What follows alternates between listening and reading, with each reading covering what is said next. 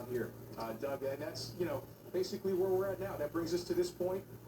We're sort of in a lockdown mode where we're at right now because as far as we know, this is still an active shooter situation. I know that a lot has happened in the past couple of hours, but, the all clear has not been given. Right. And we have no idea when that may even happen. And we go into that presumption, Ken, because that's the last thing DPD had given us, obviously, and they have not given in any way the all clear, even though you get the sense that things have calmed down a little bit, and maybe they've got who they're looking for, but again, no confirmation from DPD tonight. Just a moment ago, Ken, I do want to ask, you said police officers that you can see where you are have weapons drawn. They do? Yeah, let's kind of over the police officers. I don't want to show them too much, but I don't think that they're in any strategic position. You can see them with their long arms out. Okay.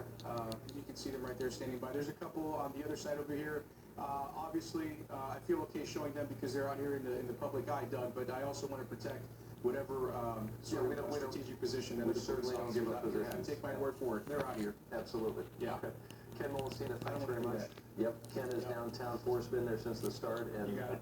when all of this began, obviously it was at Belo Park tonight where the rally started, and it was one of many rallies all across the country. They had one in Philly, they had one in New York City that we went live to on CBS 11 News at 5 and 6, and another one in Minnesota as well. And again, this all stems from the rallies that were planned around the country, all for people exercising their First Amendment right, and in many cases their frustration with police-involved shootings over the last couple of days. Philandro Castillo out of Minnesota, Alton Sterling out of Louisiana.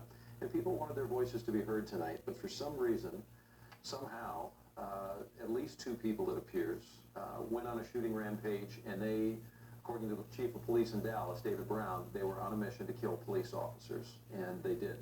We've got 4 officers who have been killed tonight. 11 in all have been shot.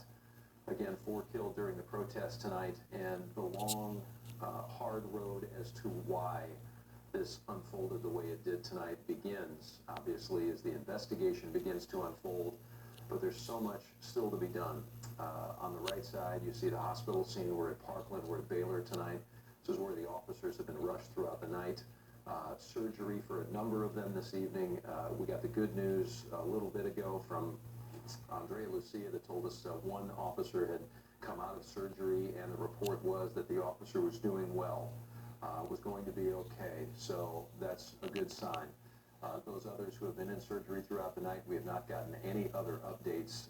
We know that earlier 2 had been in surgery, we were told, but 3 had been in critical condition, so we don't know if any of those have gone into surgery since then based on their condition.